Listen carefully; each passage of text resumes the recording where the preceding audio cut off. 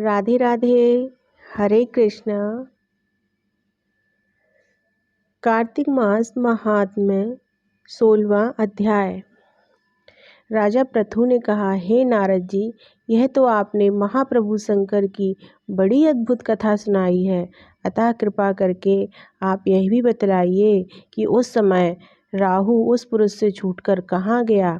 नारद जी ने कहा, उससे छूटने पर वह बर्बर नाम से विख्यात हो गया और मानो नया जन्म पाकर उसने अपने आप को धन्य माना तथा वह धीरे धीरे जलंधर के पास गया।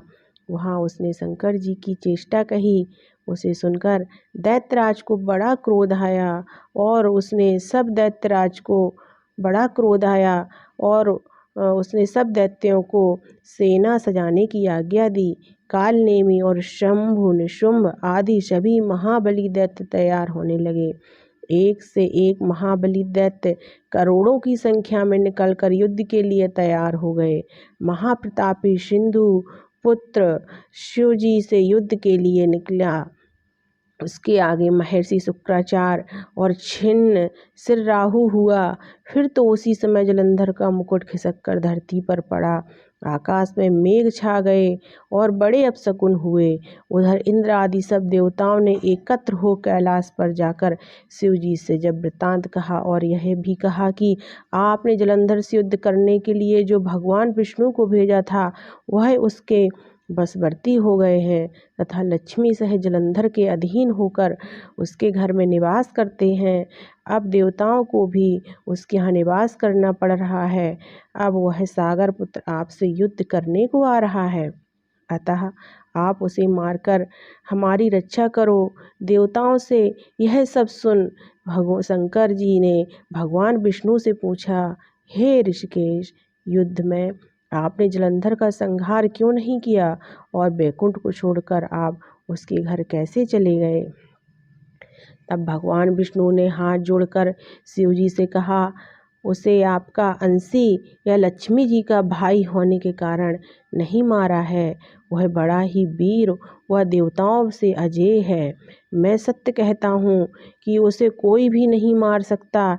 इस पर लक्ष्मी ने मुग्ध होकर मैंने स्वयं उसके घर में रहने का वर दे दिया, इसलिए मैं उसके घर में रहता हूँ। हे सुरवर्य विष्णु, आप यह क्या कहते हैं। उस दैत्य जलंधर को मैं अवश्य मारूंगा, उसमें कुछ भी संदेह नहीं है। अब आप सब देवता जलंधर को मेरे द्वारा ही मरा जान अपने स्थान को जाइए। जब शंकर ने ऐसा कहा तो सब देवता संदेह रहित होकर अपने स्थान को चले गए।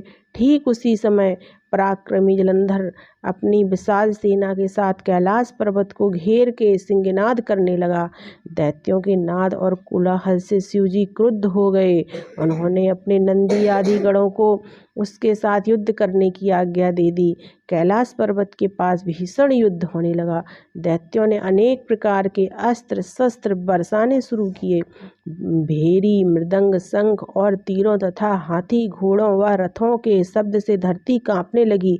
युद्ध में कटकर मरे हुए हाथी, घोड़े और पैदलों का पहाड़ सा लग गया, जिससे कि युद्ध भूमि और भी आगमय हो गई।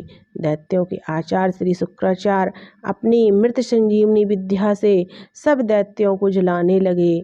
यह देखकर शिवजी के गण व्याकुल हो गए और उनके पास जाकर सारा वृतांत सुनाया, जिसे सुनकर भगवान रुद्र ने क्रोध की सीमा न रही। वह अपने भयंकर रूप से दिशाओं को प्रज्वलित करने लगे। फिर तो उस समय उनके मुख से एक बड़ी भयंकर कन्या उत्पन्न हुई, जिसकी की दोनों जंघाएं ताल वृक्ष के समान थीं। वह युद्ध भूमि में जाकर सब असुरों का चर्वण करने लगी। युद्ध भूमि में इस तरह विचरते हुए वह शुक्राचार्य जी के पास पहुंची और शीघ्र ही उन्हें अपने उदर में गुप्त कर लिया। फिर स्वयं भी अंतर ध्यान हो गई। शुक्र के गुप्त हो जाने से दैत्यों का मुख मलिन पड़ गया और वह युद्ध छोड़कर भागने लगे। इस पर अनेक शुंभ निशुंभ और कालनेमी आदि सेनापतियों ने अपने भागते हुए वीरों को रोककर शिवगणों पर बड़ा कठिन प्रहार किया और ऐसा ही शिवजी के नंदी आदि वीर गुणों, जिनमें गणेश और स्वामी कार्तिकेय भी थे, अपने गढ़ों को रोककर दैत्यों से भीषण युद्ध किया। हरे कृष्णा। राधे राधे। कार्तिक मास महात्म्य 16वां अध्याय समाप्त हुआ।